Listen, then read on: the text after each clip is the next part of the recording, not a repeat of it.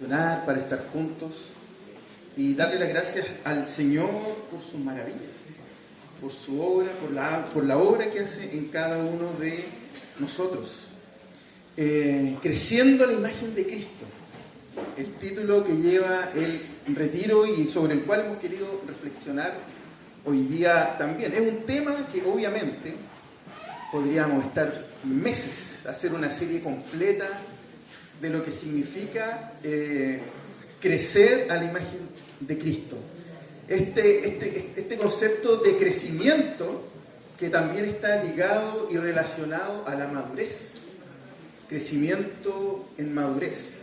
Y partimos, ¿no es cierto?, durante la mañana hablando de nuestro mayor ejemplo, de Jesús. Como Él crecía en estatura, pero también crecía en sabiduría. Pero también hablando acerca de lo que significa crecer, es entender que no somos nuestros propios dueños y que le pertenecemos a Dios. Y hoy vamos a tener la última patita ya de este retiro y vamos a estar cerrando, revisando un pasaje que se encuentra, yo les voy a invitar para que lo busquen, que se encuentra en Gálatas capítulo 1. Gálatas capítulo 1, vamos a leer los versículos del 6 al 10. Así que le invito, lo vamos a proyectar, me imagino yo, si no lo vamos a proyectar, estaba todo calculado. Gálatas capítulo 1, versículo del 6 al 10. Gálatas 1, los versículos del 6 al 10. Y como siempre, me hacen un gesto técnico si ya lo tienen. Excelente, bien atrás, excelente, muy bien por aquí. Excelente, excelente. Atrás, la Biblia es un libro. Perfecto, estamos. Entonces, lo voy a leer y ustedes me van siguiendo la lectura. Gálatas 6, capítulo 1, versículos del 6 al 10. Dice así, dice, me maravillo de que tan pronto ustedes hayan abandonado a aquel que los llamó por la gracia de Cristo, para seguir un evangelio diferente, que en realidad no es otro evangelio, sino que hay algunos que los perturban a ustedes y quieren pervertir el evangelio de Cristo. Pero si aún nosotros, o un ángel del cielo, les anunciara otro evangelio contrario al que les hemos anunciado, sea anatema. Como hemos dicho antes, también repito ahora, si alguien les anuncia un evangelio contrario al que recibieron, sea anatema. Porque ¿busco ahora el favor de los hombres o el de Dios? ¿O me esfuerzo por agradar a los hombres? Si yo todavía estuviera tratando de agradar a los hombres, no sería siervo de Cristo. Vamos a orar. Señor, te damos gracias por este tiempo que vamos a tener ahora, Señor, de poder escuchar tu palabra. Señor, examina lo más profundo de nuestro corazón. Señor, saca y muéstranos qué tan inmundo estamos sin ti, Señor. Pero muéstranos para que podamos ser limpios por ti. Espíritu Santo, llena nuestro corazón. Llénanos, límpianos, Señor, para que podamos vivir como tú viviste. Te necesitamos a ti para que tú nos santifiques día a día y nos puedas mostrar e iluminar para entender tu palabra. Te damos gracias, Señor, por este tiempo. En el nombre de Jesús. Amén. Ya lo vamos a explicar. De ahí lo vamos a explicar cuando lleguemos al punto. Es importante entender un poco el contexto en el que está escribiendo el apóstol Pablo. Pablo le está escribiendo a... Este punto es interesante porque no le está escribiendo a una iglesia en particular. Le está escribiendo a las iglesias de Galacia. No es una, son varias iglesias. Toda esa zona, ¿no es cierto?, ubicada ahí, lo que hoy es la actual Turquía, ubicada más o menos en ese espectro, en ese espacio. Y Pablo escribe porque varias de esas iglesias están siendo influenciadas por falsos maestros. Son aquellos maestros que se metieron en la iglesia con el fin de engañar. Estos maestros están promoviendo una distorsión del evangelio. Un evangelio que no corresponde. ¿Qué es lo que se está promoviendo? Se está diciendo que lo que le falta al evangelio de Jesús es la ley de Moisés. Dicho de otra forma, es que los hombres, para cumplir el evangelio de Jesús, también tienen que cumplir la ley de Moisés y deben circuncidarse. Entonces, el evangelio de Jesús para ellos está incompleto. Eso es lo que está pasando en estas iglesias y sobre la cual Pablo debe defender. Él debe pararse como un estandarte de la verdad y defender el evangelio de Cristo.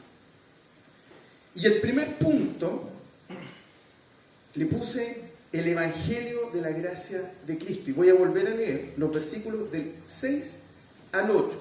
Yo lo estoy leyendo en una NBLA. Si usted lo tiene en su Reina Valera, puede que haya algunas diferencias, pero es lo mismo. Dice: me maravillo de que tan pronto ustedes hayan abandonado a aquel que los llamó por la gracia de Cristo, para seguir un evangelio diferente, que en realidad no es otro evangelio, sino que hay algunos que los perturban a ustedes y quieren pervertir el evangelio de Cristo. Pero si aún nosotros, un ángel del cielo, les anunciara otro evangelio contrario al que le hemos anunciado, sea anatema. ¿Qué está diciendo Pablo en el versículo 6? ¿Con qué parte ese versículo? ¿Qué es lo que dice Pablo? Que él está, ¿qué cosa? Maravillado. Él está feliz con los Gálatas. ¿No? Ok. Entonces dice que está maravillado. Está maravillado. Okay, eso es lo que dice, ¿no es cierto?, esta versión. Pero en el original, esta palabra más bien dice sorprendido. Él está sorprendido, por lo tanto no está maravillado para bien. Él está sorprendido. Pero ¿saben qué? Me gusta un poco cómo lo dramatiza, porque no es una traducción, sino es una interpretación, cómo lo dramatiza la NTV. Porque él dice, porque ahí dice que Pablo dice que está horrorizado. Horrorizado por lo que están haciendo los Gálatas.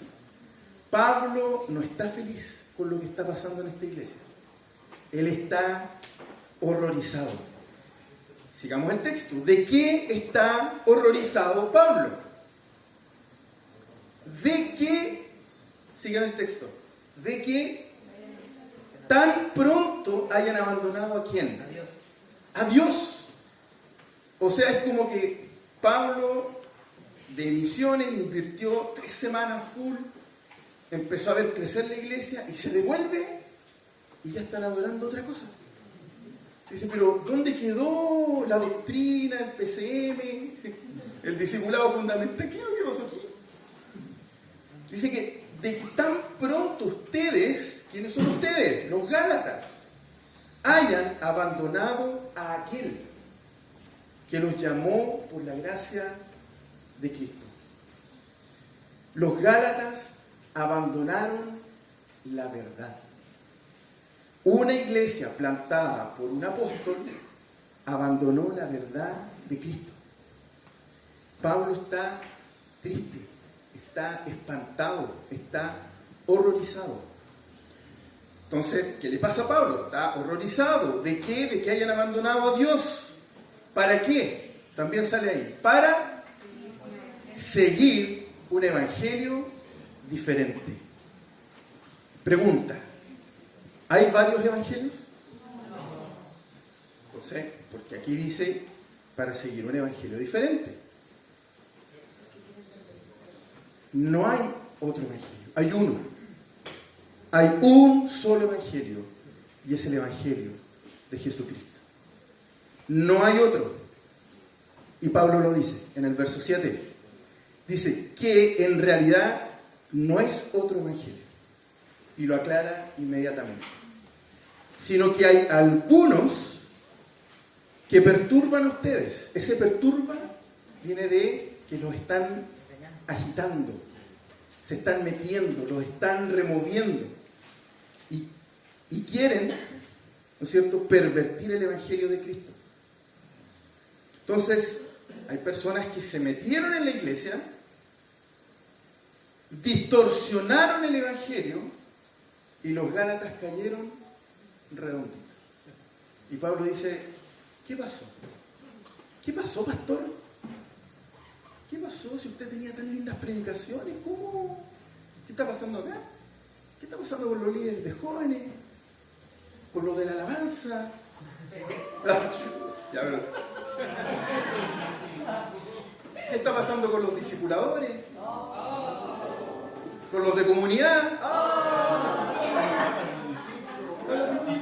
¿Qué pasa con los discípulos? No sé quién se me queda por ahí. ¿Qué pasa con los de misericordia, Gabriel? No se me podía escapar, no se me podía escapar. Sí. Entonces, no hay otro evangelio. No lo hay. Pero sí hay personas que quieren pervertir el evangelio. Entonces, no hay varios evangelios. Hay uno. Verso 8. Pero sí. ¿Qué es eso? ¿Qué es un pero sí? Es una hay una advertencia. Pablo está haciendo una advertencia. Y aquí la cosa se pone heavy, se pone pesadita. Aquí ya Pablo deja de jugar. Y dice, pero si aún nosotros. ¿Quiénes son esos nosotros? ¿Quiénes plantaron las iglesias en Gálatas? En Galacia, ¿quién? Los apóstoles, los líderes, el equipo misionero de Pablo, líderes importantes dentro del primer siglo de la iglesia. Dice, si aún nosotros, los apóstoles, los líderes, pastores, discipuladores, cualquier persona que pise esta tierra, punto 1, o ¿quién? Y aquí Pablo abre una puerta bastante interesante. No nos vamos a ir por esa rama porque no es la intención. Pero Pablo no está jugando. Pablo está dando una advertencia seria y no es una ilustración. Esto es literal. Pablo llega a decir que incluso dice un ángel del cielo, no dice un ángel de Dios. Un enviado del cielo. Un ángel del cielo. Primero abarca, ¿no es cierto?, a los apóstoles, a los líderes, los que estamos acá, ¿no es cierto?, en esta tierra.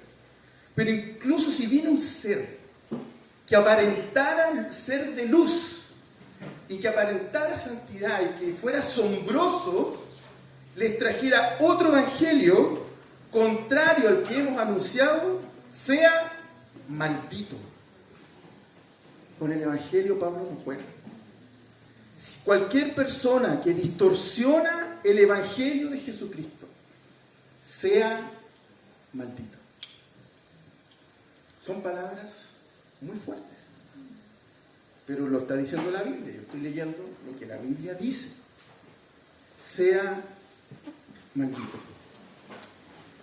Y yo les pregunto, chiquillos, si esto le ocurrió a las iglesias en Galacia, plantadas por aquellos que fueron discipulados por el mismo Cristo, por el mismo Jesús, sería bueno preguntarnos lo siguiente: ¿qué tan firme crees que estás en tu fe? Porque tú podrías mirar esto con lejanía y quizás desde una posición, mirando hacia abajo y decir, esto a mí no me va a pasar. Esto a mí no me va a pasar. ¿Cómo me va a pasar a mí? Si ya llevo tanto en la iglesia, yo ya conozco el evangelio, a mí no me van a engañar. ¿Estás seguro?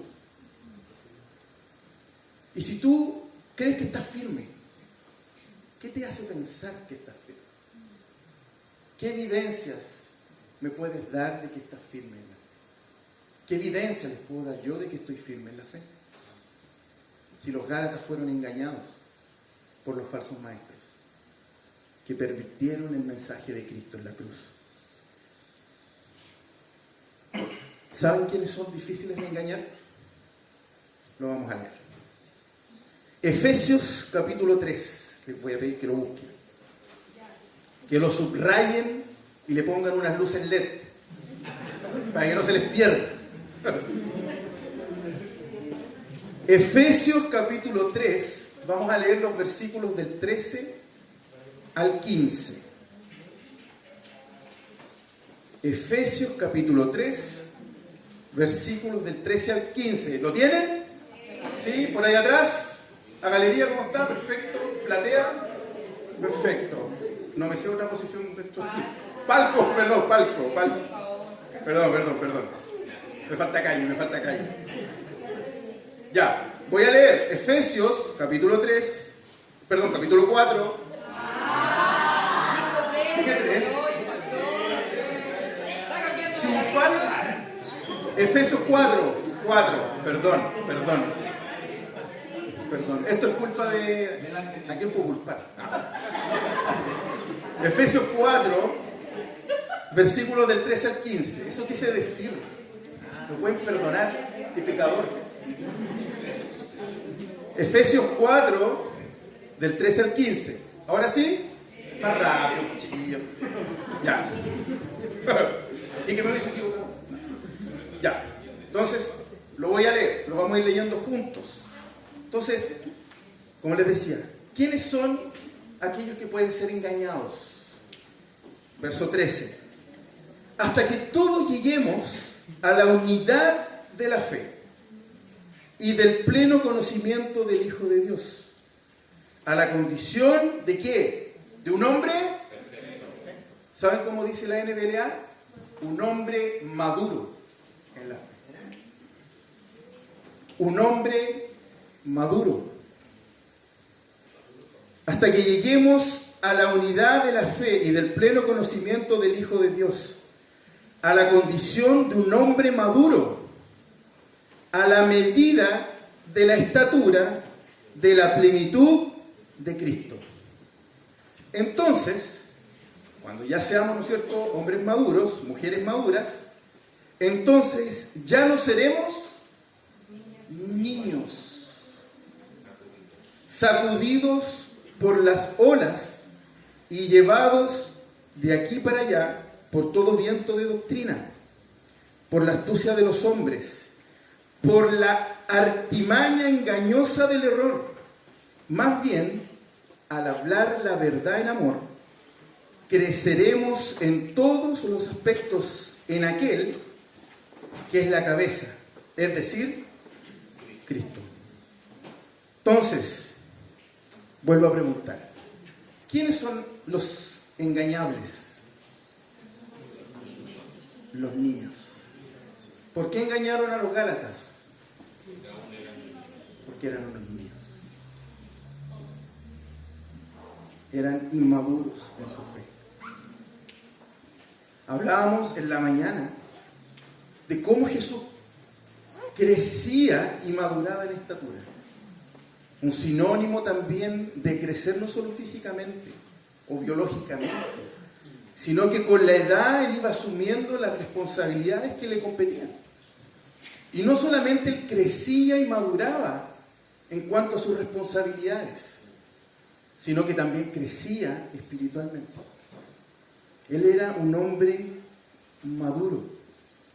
Él era un hombre maduro en la fe. Y todo aquel que es maduro en la fe no se deja engañar. No es como esa, como dice el Salmo 1, como esa pelusa, que cuando viene el viento se la lleva para allá, que cuando viene el viento se la lleva para el otro lado y se mueve.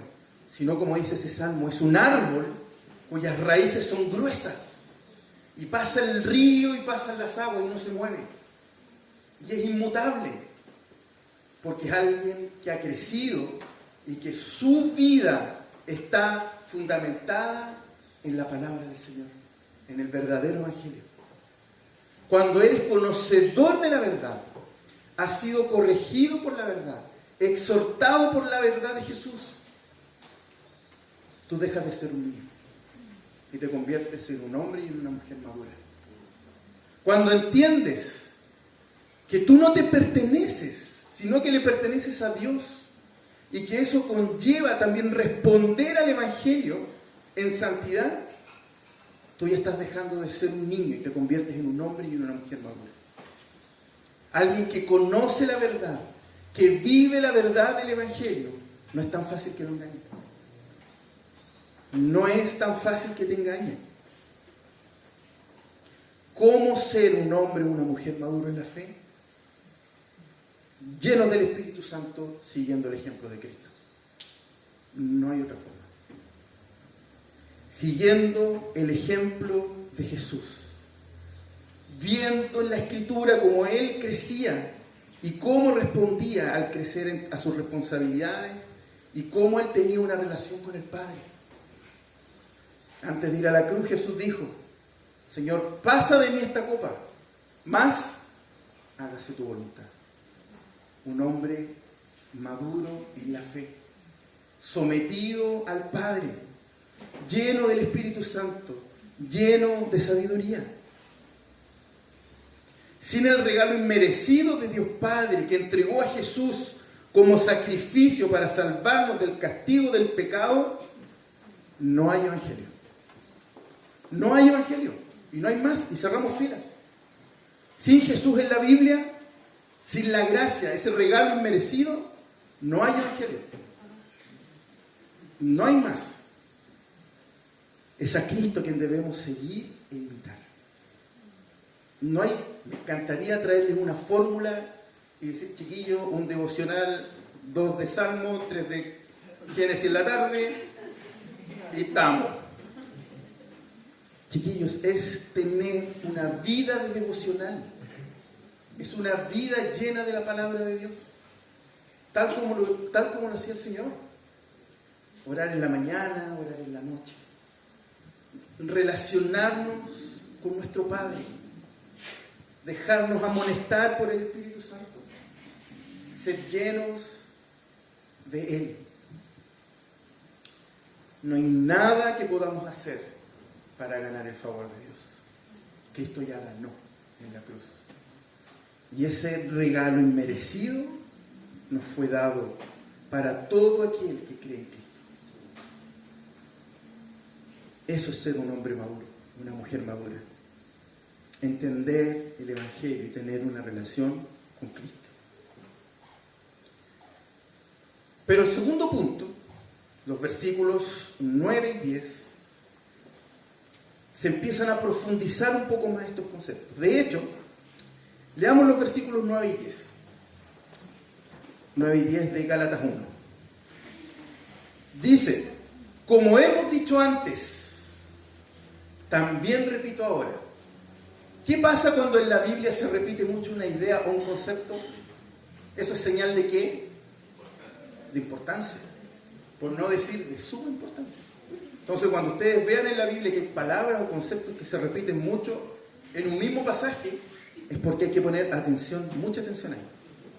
Como hemos dicho antes, también repito ahora, si alguien les anuncia un evangelio contrario al que recibieron, sea maldito, anatema.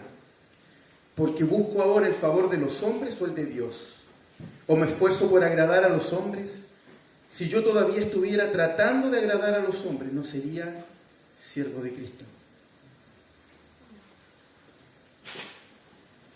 Cuando nosotros somos negligentes con nuestras responsabilidades espirituales, no agradamos a Dios y no mostramos madurez. Un hombre adulto sabe que tiene que ir a trabajar, porque si no, no come. Un hombre, una mujer madura espiritualmente sabe que debe ir a buscar el sabio consejo del Señor, porque si no, no puede vivir como Cristo quiere que vivamos. Cuando no vamos a la Biblia, cuando no oramos, cuando no estamos en comunión confesando nuestros pecados y buscando ser exhortados, no mostramos madurez y no agradamos a Dios. Cuando seguimos doctrinas de hombres que han distorsionado el Evangelio, no agradamos a Dios y no mostramos madurez. Hay muchas diferencias entre un hombre y un niño.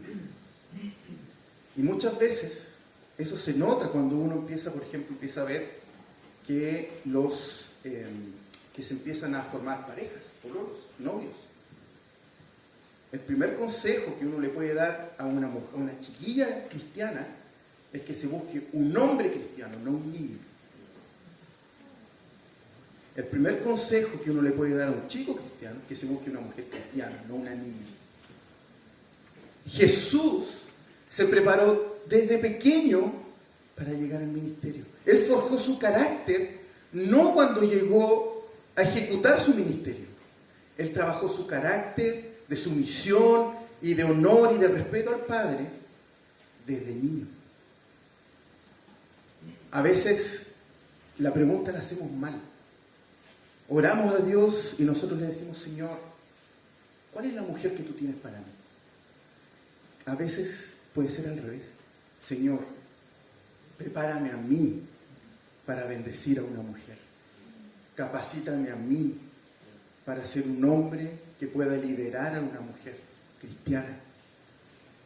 Señor, capacítame a mí como mujer para ser la ayuda idónea de ese hombre que tú has preparado si está en tu voluntad. A veces, cuando somos niños e inmaduros, distorsionamos y hacemos mal las preguntas. Porque pensamos mucho en nosotros y no en lo que el Señor quiere. ¿Está mal orar ¿Está mal desear casarse y tener una familia? No. Está en la Biblia. Es bíblico. Pero también está aceptar la voluntad del Señor y prepararse como un hombre y como una mujer cristiana, maduro en la fe, para afrontar ese desafío. Muchas veces nos preparamos para una boda, para una fiesta, pero no para un matrimonio. Son cosas distintas. Eso hace un niño, no un hombre y no una mujer. Pablo repite la advertencia porque para él es de suma importancia y enfatiza la gravedad de sus palabras.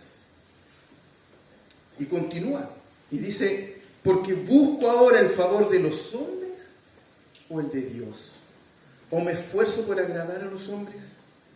Ese agradar o ese ganar el favor de, ¿sabe con qué tiene que ver?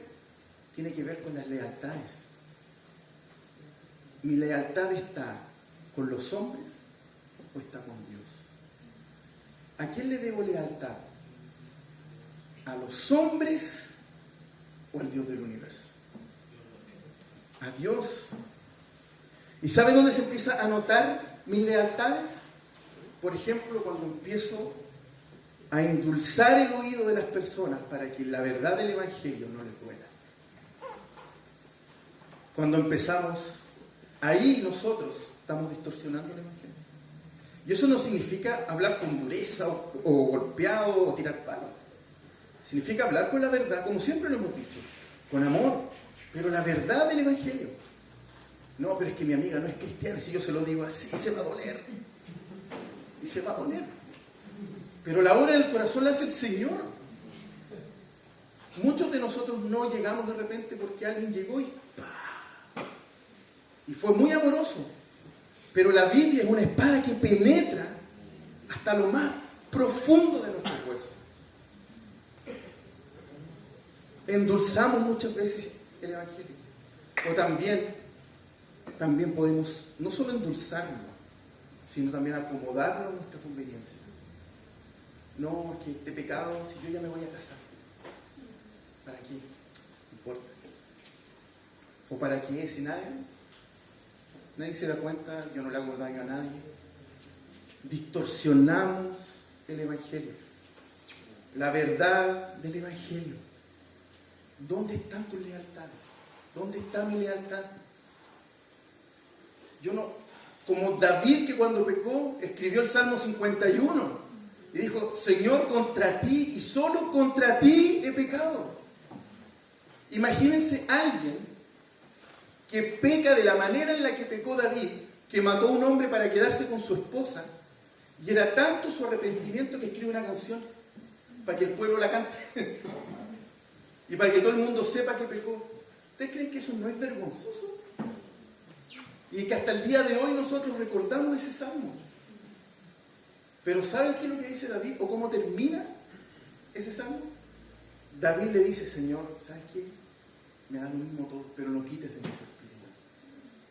A David no le importaba nada lo que pensaran de él. A él lo único que le interesaba era que vieran que efectivamente por culpa de él, Dios seguía siendo Dios.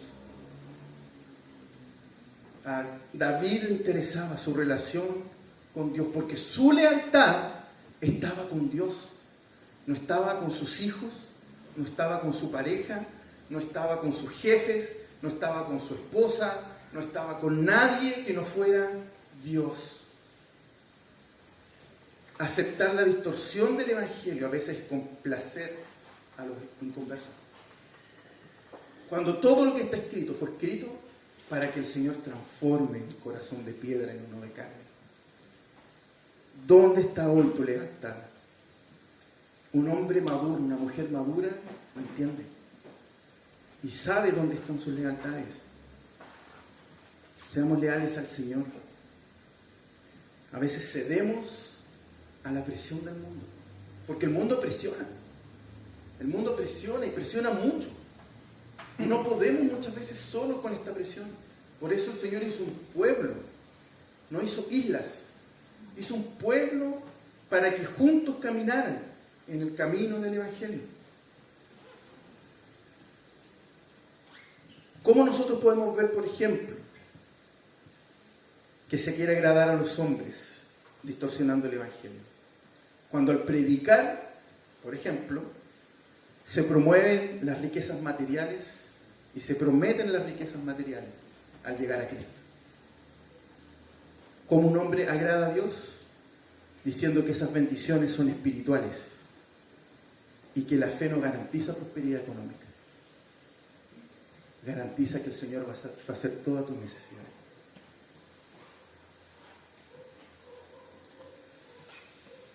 Decir que soy salvo por obra, una distorsión del Evangelio. Soy salvo por la gracia de Jesús, un regalo inmerecido, no por obras ni por rituales. Que el mensaje del Evangelio tiene que ver conmigo y con mi autoestima. Pero el mensaje del Evangelio es un mensaje que llama al arrepentimiento de los pecados y no gira en mí. Agradamos a los hombres cuando decimos que no hay una verdad absoluta, que cada uno puede tener su propia verdad y que puedes ser feliz como tú quieras. Pero alguien que agrada a Dios predica que la única verdad absoluta es Jesús y que necesitamos su palabra y su perdón para vivir eternamente. No hay más. Puedo agradar a los hombres diciendo que ya soy salvo y que seguir practicando mi pecado, tenerlo oculto, no afecta a nadie y no va a cambiar mi situación espiritual.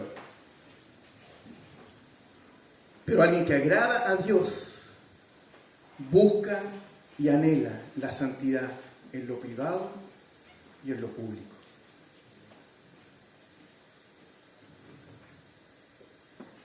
¿Qué nos impide entonces ser siervos fieles de Cristo? ¿Estaremos buscando quizás la aprobación de otras personas en lugar de la de Dios? Este pasaje es una invitación, chiquillos. Es una invitación a examinarnos, a examinar mi vida espiritual. Es a examinar mi corazón y revisar si efectivamente mi vida responde al Evangelio al que yo digo creer.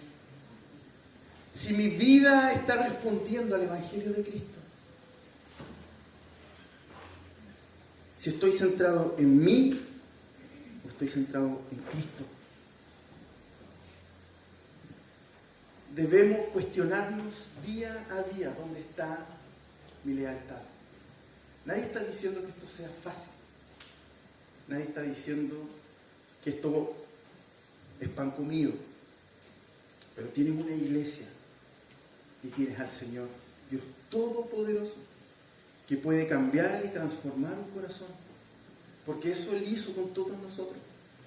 cambió un corazón de piedra y lo convirtió en uno de carne. Estábamos muertos, dice Efesios, y Cristo nos dio vida. Quizás hoy este tema de crecer a la imagen de Cristo te ha presentado algunos desafíos importantes.